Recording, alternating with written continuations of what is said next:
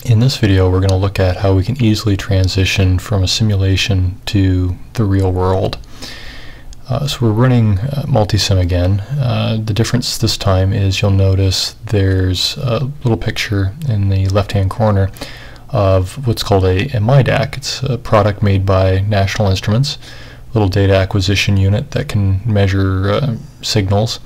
And what's neat about it is that it plugs into your computer and can act as a digital multimeter, or an oscilloscope, or a function generator, all kinds of different types of electronics test equipment, and it displays that information for you on your computer screen, on your monitor. So this is a simulation of that. So we've got a little electronic circuit there, a little LED, which is a light, and a resistor. And the instruments can be brought up. So I've got a function generator here, and an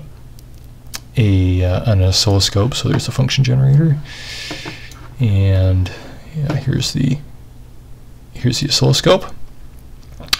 And when you run the simulation, the function generator runs, and then we get the oscilloscope. So the green line is the voltage from the function generator, and the blue line is the voltage that's across the LED, and that's what you would expect.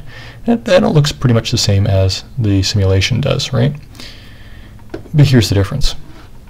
When you actually go to run it in the real world, we can just click here, device 3, device 3, and now this is actually communicating to a real myDAQ, which is on my bench. So if I just drag this over, we can see the picture of the real myDAQ that's on there right now. And if I run my function generator, you can actually see the LED blinking. So it's that function generator is actually running that LED. Also, if we switch to the oscilloscope and click run and go to real data, you can see there is the real waveform. So you can compare the real to the simulated data, which is kind of nice. And you'll notice that it's the instrumentation panels are exactly the same as the simulation. So whether you're working with the real device or the simulated device, it looks exactly the same to you. The only difference is that you've got a real circuit hardwired to the module. The other advantage is that the myDAQ, the real myDAQ, is limited in terms of the amount of current and voltage it can produce.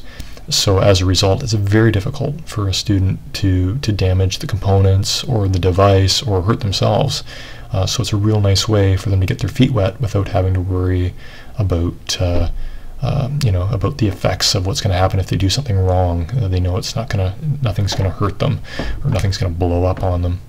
But we'll show you in the next video with the real devices, or sorry, I should say with traditional test instrumentation, where that is possible.